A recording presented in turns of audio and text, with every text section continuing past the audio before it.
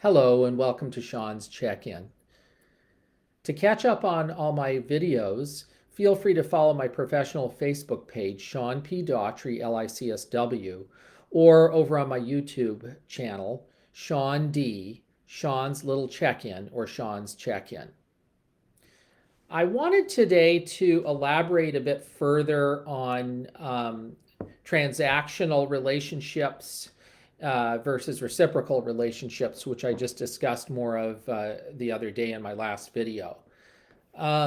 There's a whole other area I have been thinking about of what also constitutes a deeper aspect of transactional relationships, and how I think as a culture we're really struggling with moving hopefully more and more out of that whole aspect of transactional relationships into more and more having reciprocal relationships. And that's the whole area of authoritarianism and top to bottom hierarchical ways of relating. Um, so studies have been done, to my understanding, which I've not read about really at length, but I've definitely seen headlines and writings about it over the years, especially with recent previous presidential administration prompting a lot of thought and writing about authoritarianism. And that's the basic understanding that there's always a large percentage of people in a social country's population, that is, that likes to follow, and there are those who like to be in charge and in control and have followers. And that has been categorized as basically authoritarianism. I'm sure you can look up a good definition of the word authoritarianism, which I won't get into detail here. But I do see that dominant submissive ways of relating is really a form of transactional exchange. People who like to follow and feel safe in that, feel secure being told what to do and how to follow rules. And those who set rules and control get a sense of security around having the power vested in them to do that. So that is a whole area, if you will, of transactional ways of relating.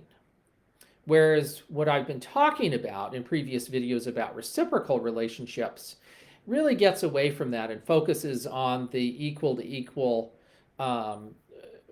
ways of exchange and relating, focusing, as I had said before, on compassion and curiosity being mutually exchanged between people. So I find that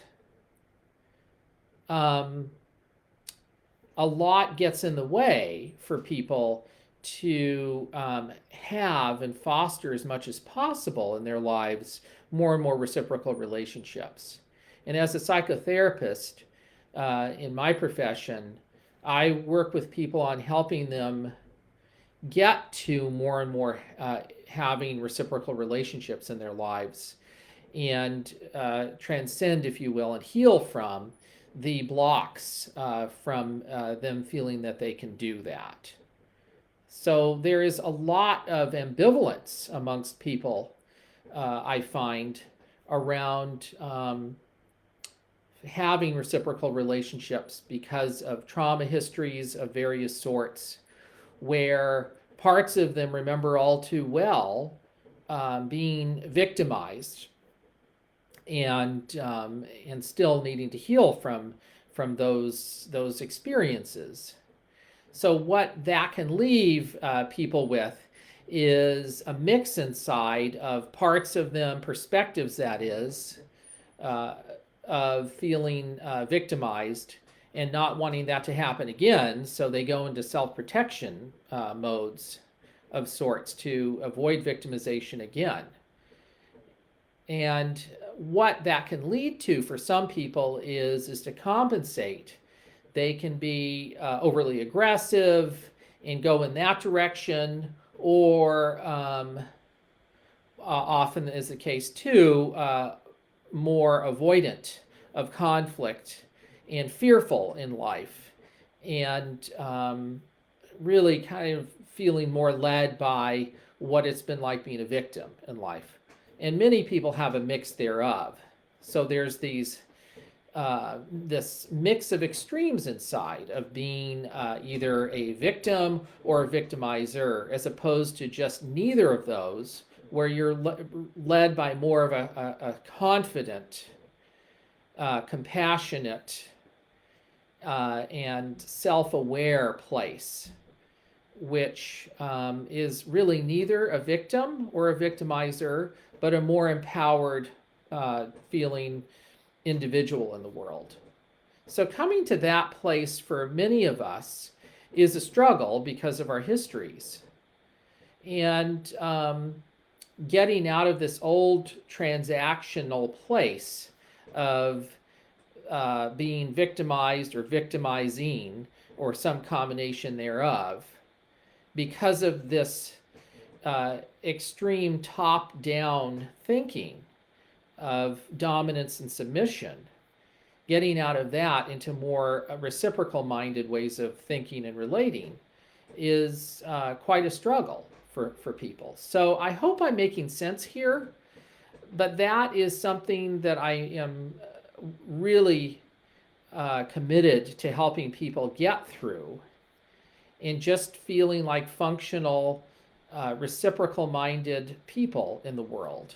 And I think as a country in the United States and around the world, this is also very much a social kind of crossroads we are at, if you will.